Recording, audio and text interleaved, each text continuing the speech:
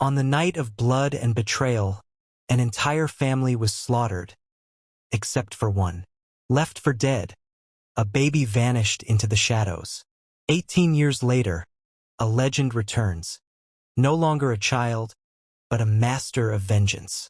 Tonight, justice will be rewritten in blood. The sun bathed the village in golden light, casting long shadows as children's laughter echoed through the air. Thatched roof huts stood firm against the gentle breeze, and the scent of roasted maize and burning wood filled the air. At the heart of the village stood a mighty warrior, his broad shoulders draped in leopard skin, his spear resting lightly in his grasp. He was more than just a warrior, he was a protector, a leader, and a father. His name was Okai, and his people revered him as a man chosen by the spirits themselves. Beside him, his wife cradled their newborn child, swaying gently as she hummed an old song passed down through generations.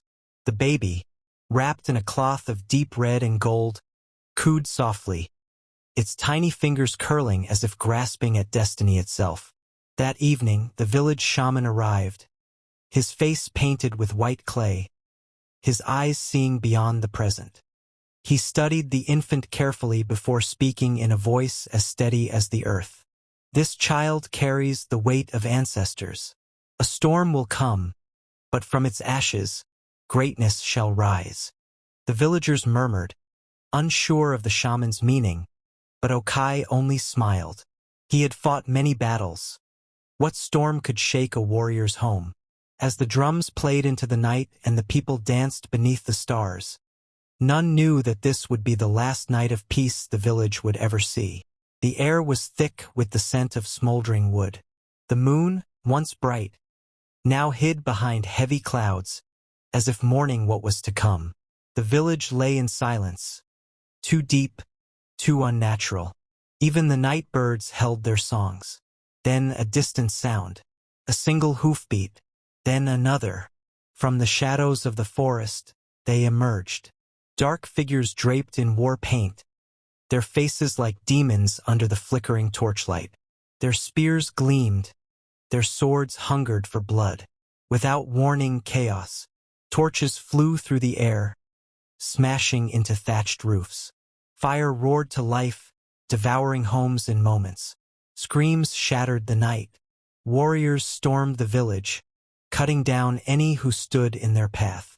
Okai, the village's greatest warrior, grabbed his spear and rushed into battle. His voice bellowed above the madness, rallying his people. He fought like a lion, his blade carving through the invaders. But they were too many. In their hut, his wife clutched their child, her heart pounding. She knew what this meant. There was no escape. Then the door burst open. A towering warlord stood there, his eyes burning with vengeance. He raised his blade. A scream, a final blow, then silence. Only the baby remained, hidden, forgotten, watching through innocent, terrified eyes as the flames rose, as the village, the only world it had ever known, was reduced to ashes. The village was silent, but the air was still thick with the stench of smoke and death. Embers glowed beneath the collapsed huts, flickering like dying stars. The massacre had ended, but the tragedy lingered. Amidst the ruins, a hooded figure emerged from the shadows. They moved swiftly, stepping over debris, their eyes scanning the devastation with a careful gaze.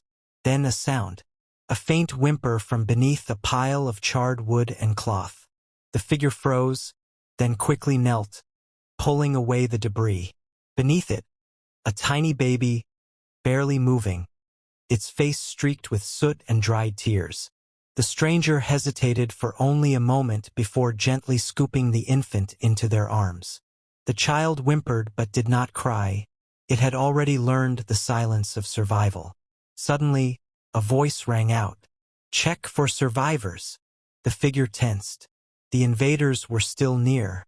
Their torches flickered in the distance as they searched the ruins for any living souls. The rescuer pulled their cloak tighter, cradling the baby close. Then, with careful steps, they melted into the darkness, slipping into the forest, vanishing like a ghost. Years passed like whispers carried by the wind. Deep within the hidden valleys, far from the memories of fire and blood, the child grew. The mysterious rescuer, now a mentor, watched over the boy. He was no longer the helpless infant from the ruins.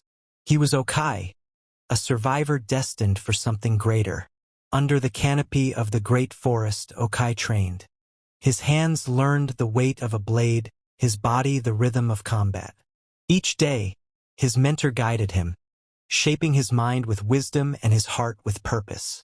At night, Okai would stare into the fire, his mind haunted by dreams of a burning village and the faces of people he could not remember.